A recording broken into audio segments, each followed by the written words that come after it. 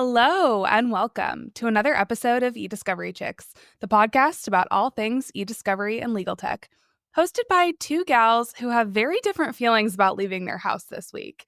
Anyways, we're your hosts. That's Bree. And that's Angie.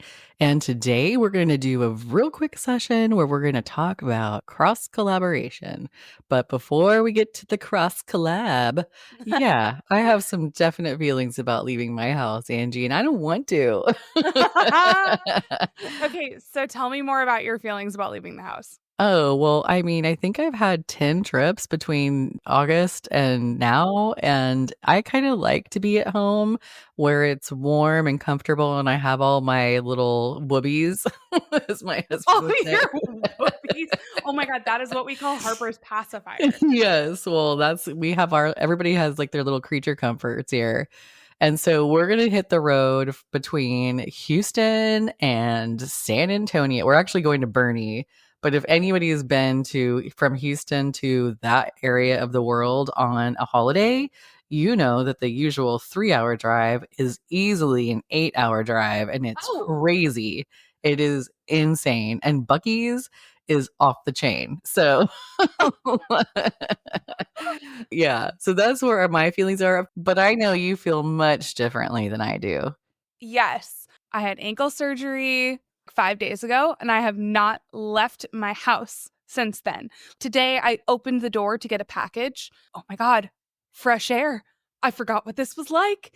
So I am going to go out for a drink this evening. Okay, I wait. am so So excited. are you on crutches? Like, should you be drinking? Like, are you No, sure? I am in a boot. Okay. Ooh, Uh sexy. Oh yeah, oh yeah. So I only have one pair of actual pants that can fit over the boot. So I'm gonna be seeing there's gonna be a lot of these pants in my life for the next month. You could wear a skirt, you know. I don't actually think I own a skirt. Really? I didn't know this about you. Yeah, like I might Okay. own one. I Huh. aspire to be a skirt girl. Oh my God, I'm Maybe. supposed to go to Taylor Swift next weekend. We'll see. What? I We'll did not know see. that. Oh, I know. you have to decorate your boot, like put some bracelets and glitter on it or something if you know. So my friend actually brought over a bunch of super inappropriate stickers. Uh, I like your friend. I will, yeah. I mean, like, not safe for work. Like, this is supposed to be a pretty clean podcast, so I actually can't tell you what the stickers are on this podcast. But she did dare me. She was like, "You should wear them when you go back to the podiatrist. Just see if he comments on it." So we Well, don't know. so I don't know. I didn't tell you this part about my trip to my family. So my brother also has been in bed because he had surgery. But let's just say the operation was on his hind area. Ooh, And so saucy. and so I told my parents, I was like, "I cannot wait to get there and tell him every ass joke that I know and completely harass him." And my parents are like, "You are a mean sister." I'm like, "This is my job. This is the person I'm supposed to harass." Does he need any inappropriate stickers? He would love some, I'm sure.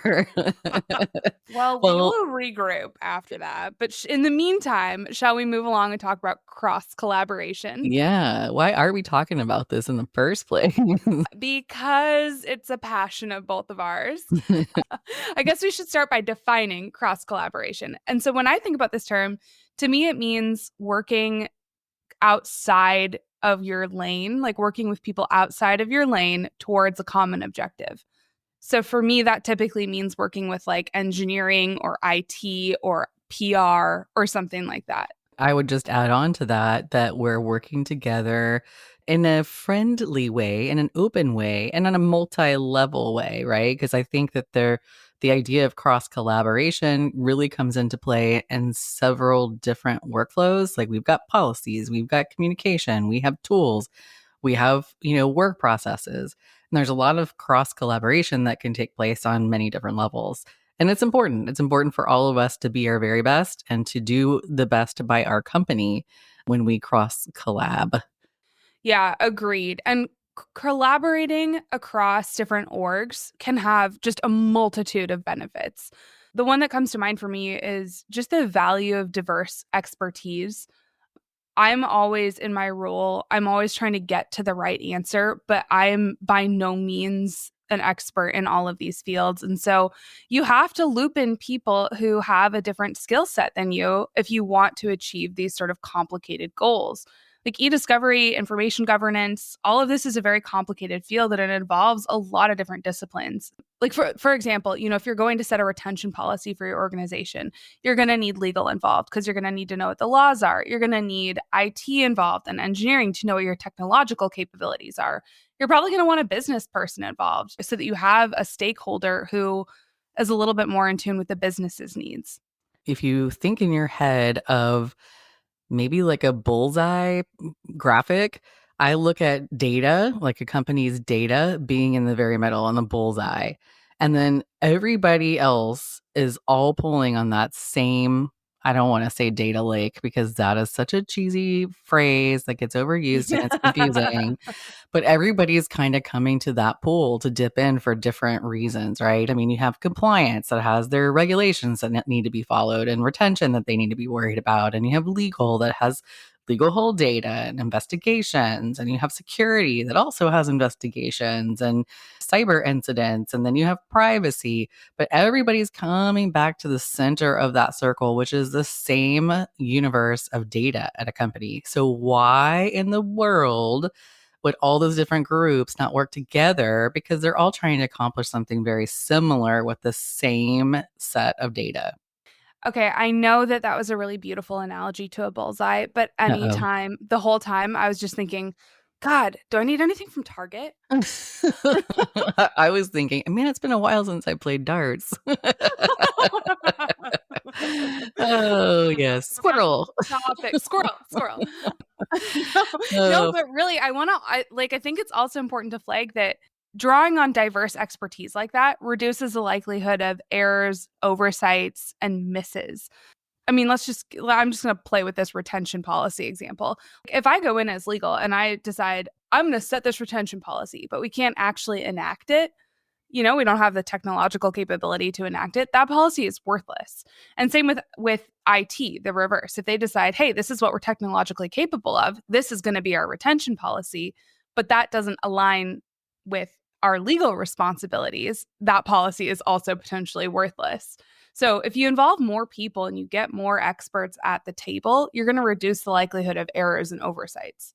when you do cross collaborate with other teams, you actually add to your own value. If I can learn some about IT and some about privacy and some about compliance, and I'm in the legal department, I bring more value to my team and I am a more valuable employee. And by the way, in doing so, I may even open up other career opportunities for growth or movement for myself. So it's in your best interest, in addition to being in the company's best interest. So I know a really popular collaboration really is between eDiscovery and IT. You want to Oh, talk about bridging the gap between legal and I guess eDiscovery sometimes falls in legal and sometimes is in legal ops and sometimes is even in IT. But legal and IT are like what is it? The farmer and the cowman can be friends, like from Oklahoma. oh my God, so many random memories from childhood just flooded my synapses. Yes, life is a big fat musical to Bree Murphy. So I really want to know what it's like to be in your head. oh, you don't. I woke up and told my husband my dream last night, and he's like, "You are a very interesting person to know." Was his Do you response. also have weird and vivid dreams? Oh, big time, big time. How And have we never talked about this? oh, Because same. yeah, we have to have a whole episode on dreams. No, the day of my ankle surgery, I had a dream that morning. You know how sometimes you can't, like your alarm goes off, you hit snooze, whatever. And I had this dream that John threw a massive party at our house that morning. And he was like, well, it's a pre surgery party. I was like, this isn't a thing. And he was like, well, it absolutely is. I invited all of your friends from high school, who I haven't talked to since high school. And he was like, no, I invited all of these people. We've got canapes. It's a whole thing. And I was like, I'm on clear liquids, motherfucker.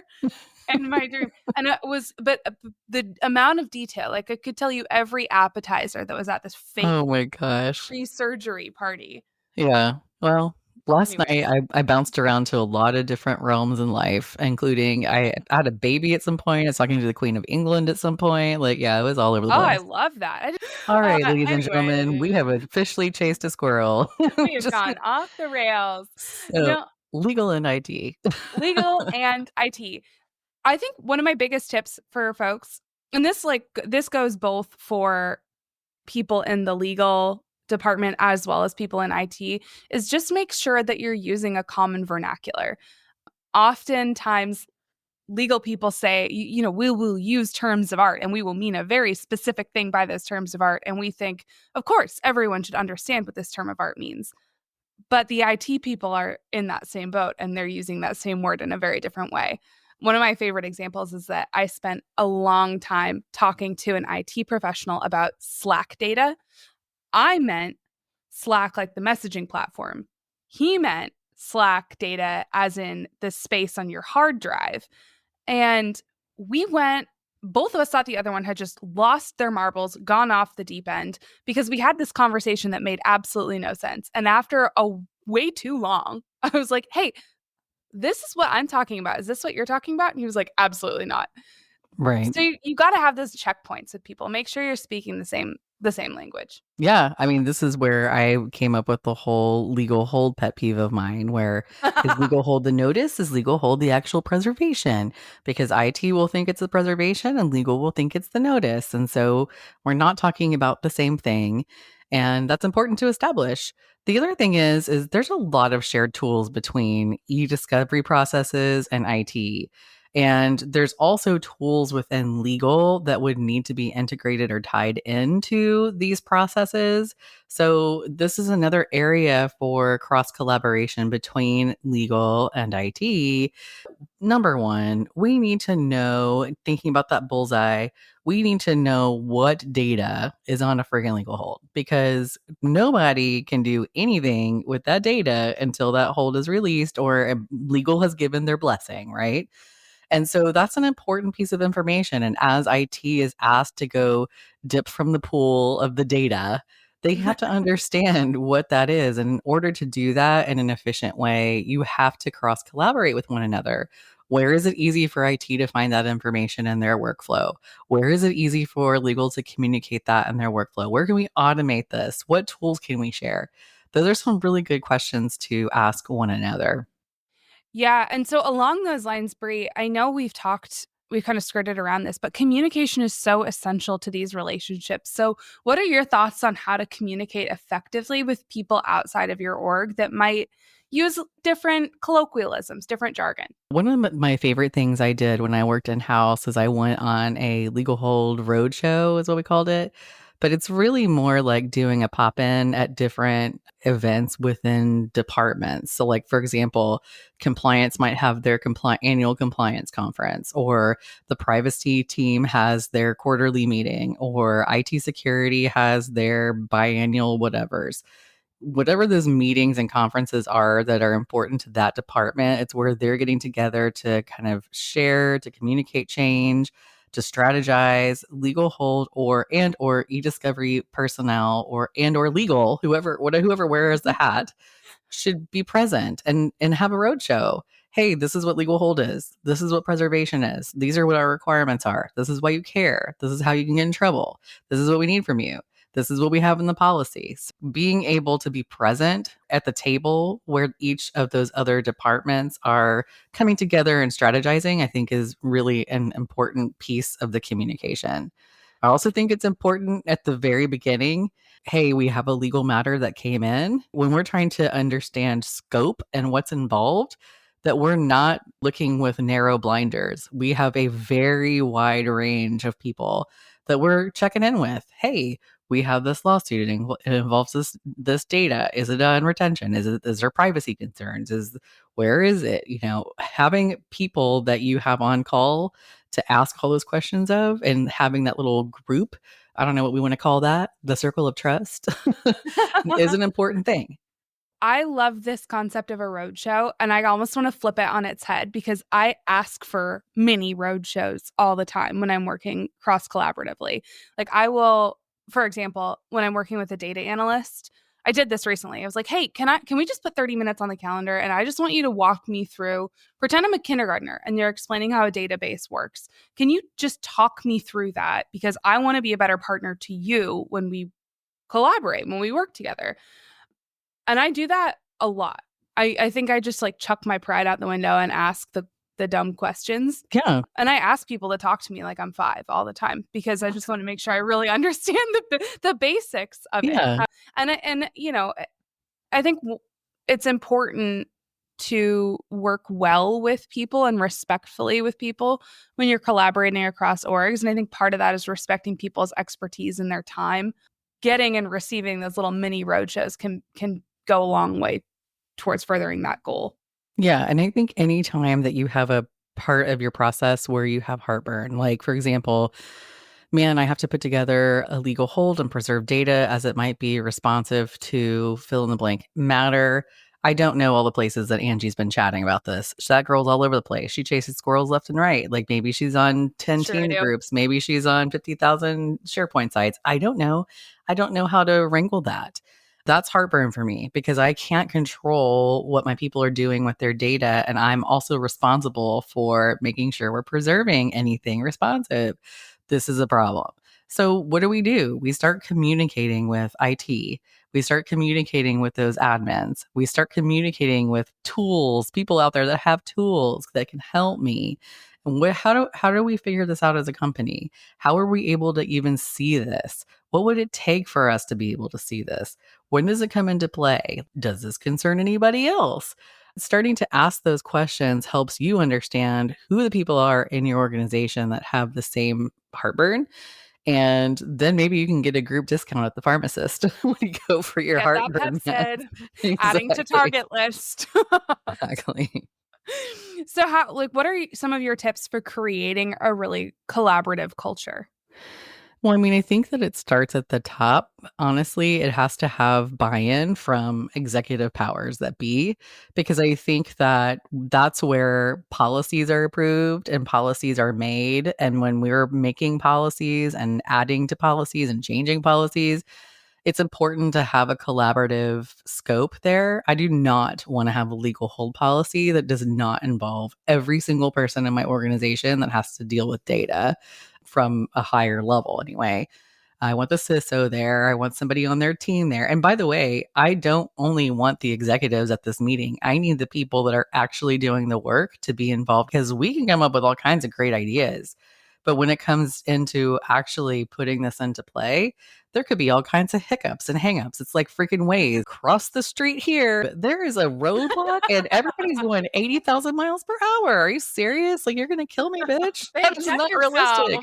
yourselves. Exactly. This is But I not would say, cool. yeah, I mean, I would say start at the top, have that support, start, and then have some collaboration with your policies to begin with, and then build from there. Yeah, I could not agree more. And I also think that it behooves all of us to do our part to create that culture. Even if you're not at the top, make sure that you're calling people in and giving them space to use their voice and weigh in with their expertise. Like I'll do this all the time in meetings that, somebody, if I notice somebody isn't talking very much or maybe seems a little bit nervous, I'll call them in and say, hey, what do you think about this? But yeah, I think it's important to elevate everyone's voice. Everyone has something important to offer. I agree. Maybe this starts at the executive level too, in terms of rewarding and recognizing folks that are collaborating with one another in the organization. Because I do think that has been a roadblock, right? Like everybody says, like, well, yeah, it makes sense. It makes sense that people would work together, but we are not in la la land and that's not realistic. But when people at a high level are rewarding that type of behavior, and that's something that is seen as an asset, that actually helps to drive others to have motivation to be more collaborative. It also allows people to feel safe and understood. It's very typical that when you have two completely different groups of people, like the farmers and the cowmen, no, like IT and legal, they come at work in a very different way. They work differently, they see things differently. It's good as an organization that you have people that are proficient in these areas, But it's also totally normal and to be expected that it's going to be hard sometimes for them to sit down and speak the same language. And having respect for one another is a really important thing. Another reason why I think it's important to have a collaborative culture is it saves a company money.